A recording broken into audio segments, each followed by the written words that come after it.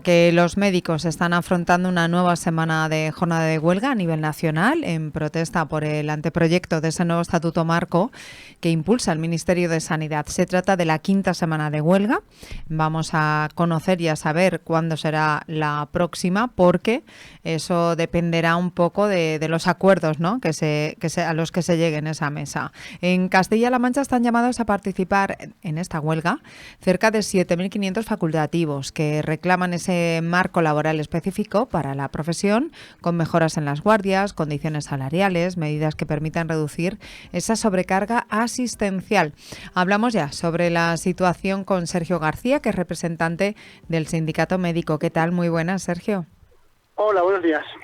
Bueno, nueva semana de movilizaciones, pese a esos meses de negociaciones en el que parecía que se había llegado a un acuerdo, el conflicto sigue abierto.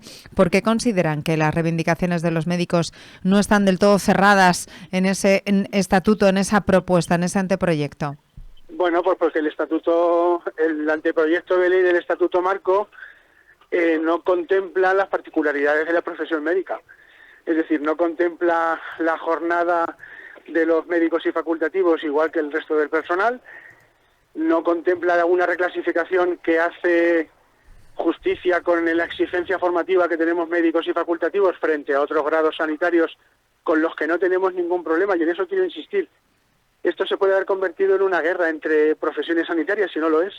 Es simplemente que el Estatuto Marco que propone el Ministerio no contempla las particularidades de la profesión médica, y por eso pedimos un marco propio de negociación para abordar, como decías, temas como la jornada complementaria, las famosas guardias, que son obligatorias, que obligan a profesionales a hacer jornadas de más de 70 horas en una semana, aunque en cómputo cuatrimestral se llegue solamente hasta las 45, cuando el resto del personal hace 35, que es una actividad que no es voluntaria, que es obligatoria hasta los 55 años, por no hablar de que está remunerada en muchas ocasiones, o en la mayoría de las ocasiones, por debajo de lo que nos pagan por una hora de trabajo ordinario. Y eso no puede ser así.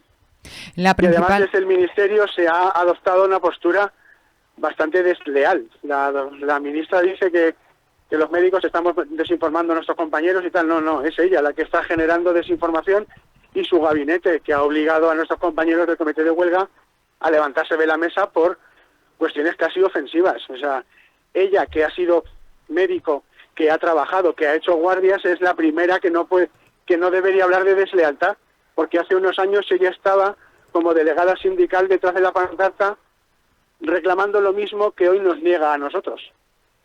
En Castilla-La Mancha están llamados a secundar la huelga unos 7.500 médicos. No sé si estáis teniendo cifras ya de seguimiento, porque empezasteis ayer, desde que arrancaran las movilizaciones en la región y en Albacete.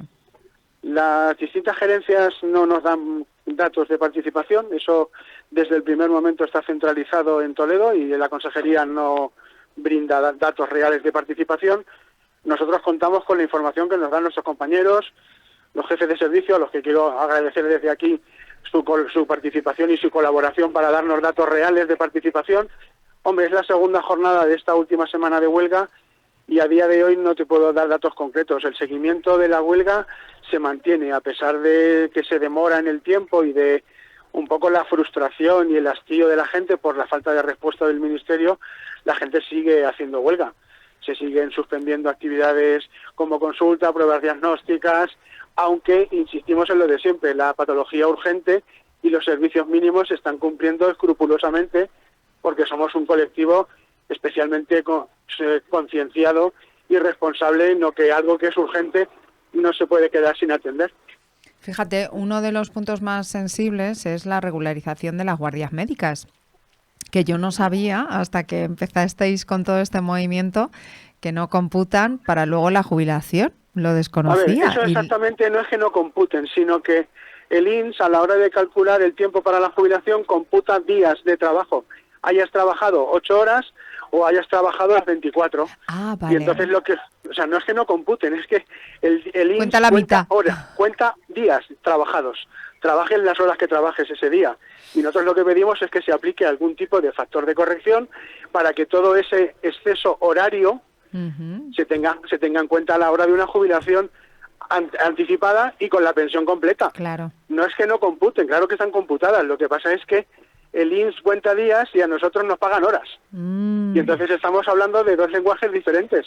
Claro. Y lo que queremos es que todo ese exceso horario, tú ten en cuenta que un médico que hace 4 o 5 guardias al mes, que es lo habitual, hace un exceso horario de unos 5 años de trabajo.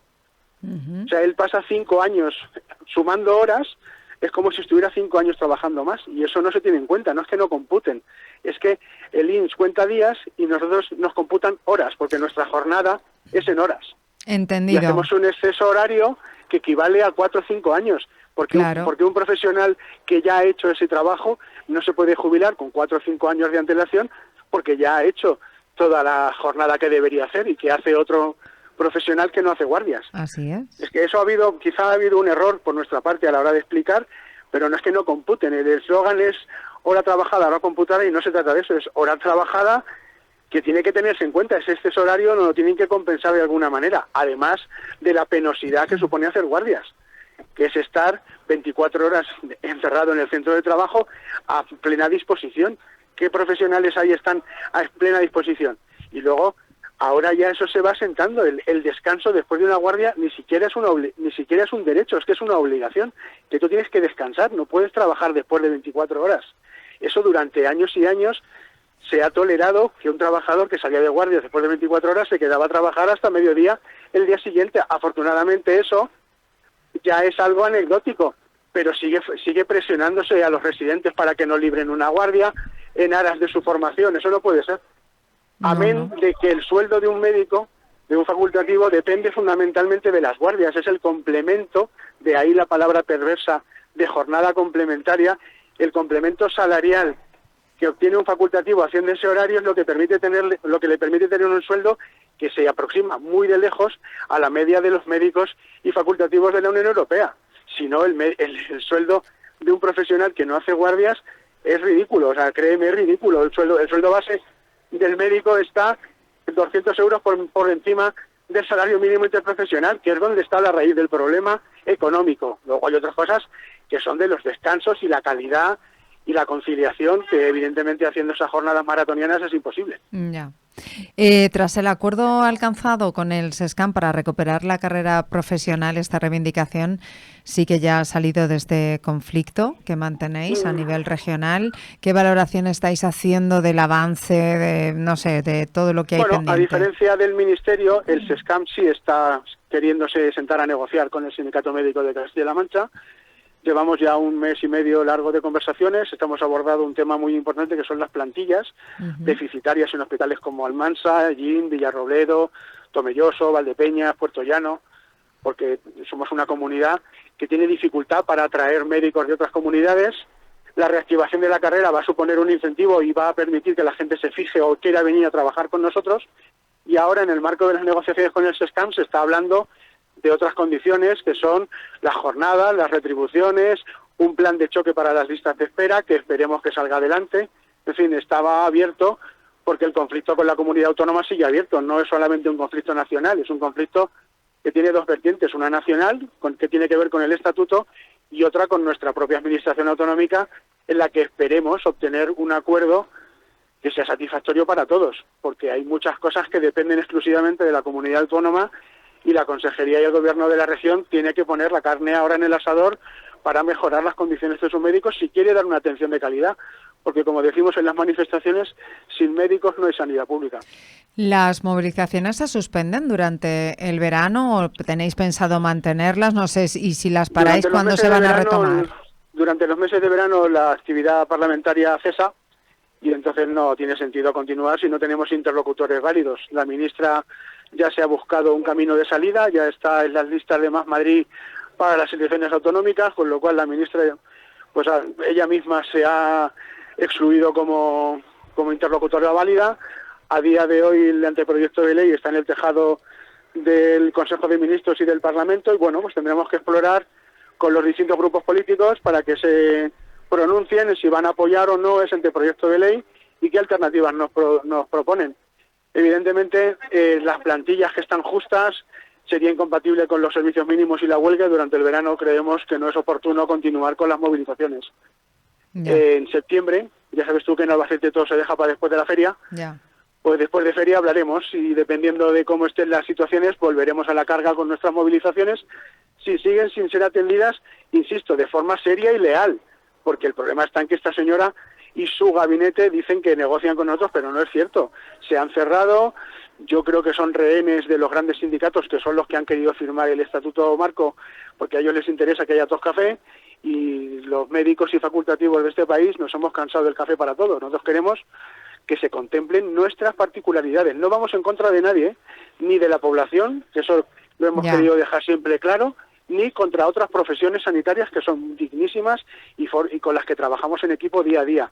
Pero la profesión, los médicos y facultativos de este país tenemos unas particularidades que el Estatuto Marco no recoge y que luchamos para que las recoja y que tengamos un marco de negociación propio. Ese es el caballo de batalla. Pues Sergio, gracias por atender la llamada de esta casa de radio. Gracias a vosotros por darnos voz y por permitir explicar este sí. conflicto que es muy complejo, como veis. Sí, y hemos entendido varios aspectos, sin duda. Desde el Sindicato Médico, Sergio García, gracias. A ti, venga, hasta luego. Hacemos un alto en el camino y vamos a contarles lo que ha sucedido hoy en la Plaza del Altozano, que ha sido precioso.